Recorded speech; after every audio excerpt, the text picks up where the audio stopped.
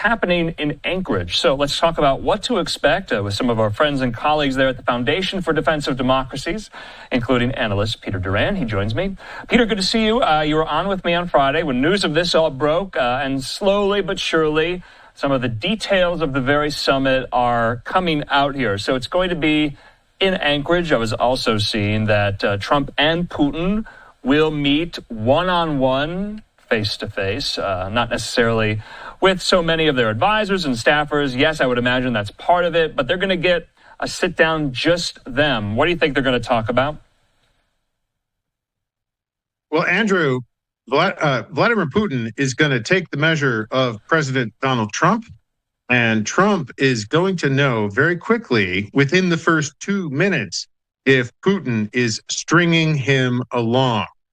This is what Trump has said. Trump does not know what will come at this event, at this summit on Friday.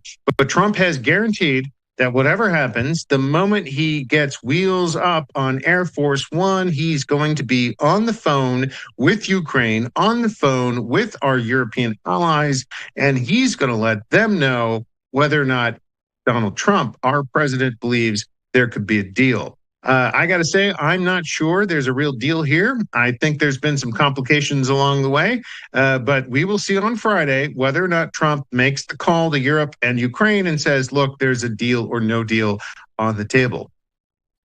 So, Peter, land concessions are being brought up in the conversation of telling this story.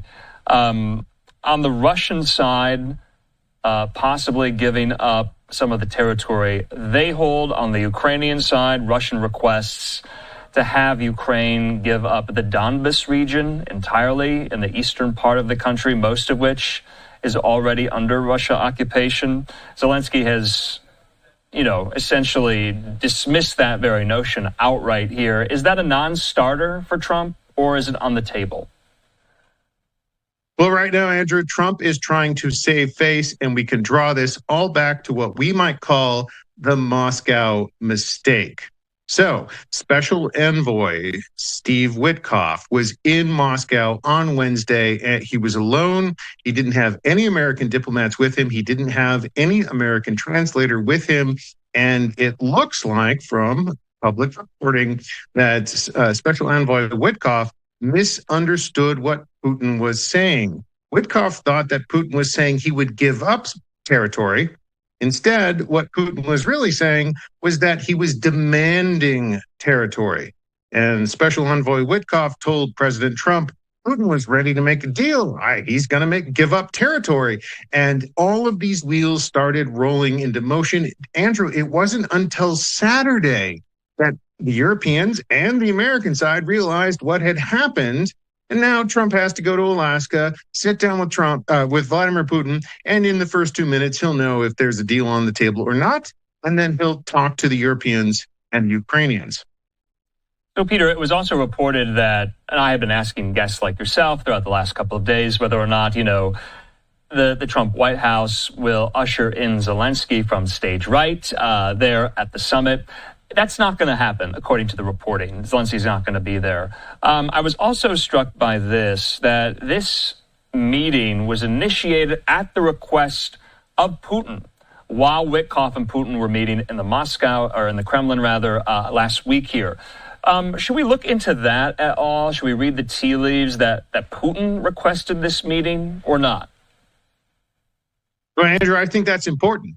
It shows that the Russians know Donald Trump has economic leverage over them. He has economic power over them. He has said, I am willing to drop the hammer on the Russian economy, and he's already shown it by imposing secondary tariffs on India, which was buying oil from Russia and indirectly fueling Russia's war machine. That was bad, and Donald Trump has taken his first steps. He's also said, I'm prepared to go a lot further on this, but I want to go to Alaska first. I want to take the measure of the man, President Putin, and I want to decide at that point whether or not a deal is on the table. He's already been locked into this by the mistake that Special Envoy Steve Witkoff made. He's got to save some face here. And after that point, he's going to tell the Europeans and the Ukrainians what his measure is of President Putin. So, Peter, I think it's very well known and well documented. Donald Trump does not abide by diplomatic niceties. We all remember what transpired in the Oval Office in late February when Zelensky was there. And as Trump and Vance ganging up on Zelensky, vice versa. President Trump literally kicked Zelensky out of the White House that day. The mineral deal at the time was not signed, and they went back there to Kyiv. Could you envision a scenario where, to your point, if President Trump senses that Putin's not serious, within the first 5 minutes, that he could walk away?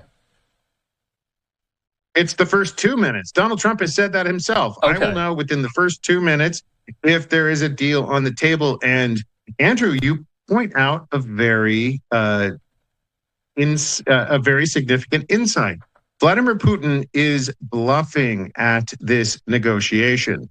If Donald Trump squeezes, if he imposes all of the powers that Congress has given him by way of sanctions or other measures, Vladimir Putin runs out of money to fund his war very quickly. Trump has all the cards, as Donald Trump said to Vladimir Zelensky. Now Putin doesn't have the cards, and Trump's going to know that very quickly in Alaska, Andrew.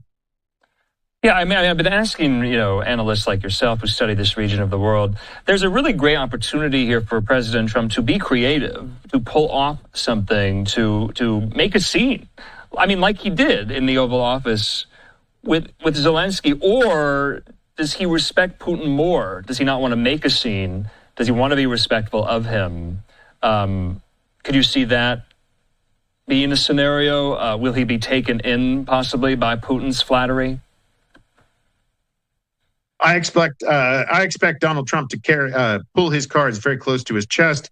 I expect him to be very respectful, and he'll make the measure of the man, President Putin. And at that point, he'll get on the plane and he'll call our European allies and President Zelensky, and he'll tell him what he thinks. But what we know right now is that there is no deliverable, Andrew. There is no guaranteed outcome from this negotiation. It was all perhaps based on a terrible mistake by Special Envoy Witkoff.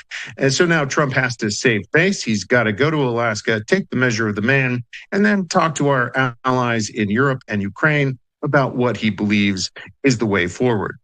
All right, we'll just have to see. Peter Doran, thanks so much. I think it's going to be really, really interesting. On Friday, I'm sure we'll be speaking. Until then, Peter, thanks. Thank you, Andrew. Okay.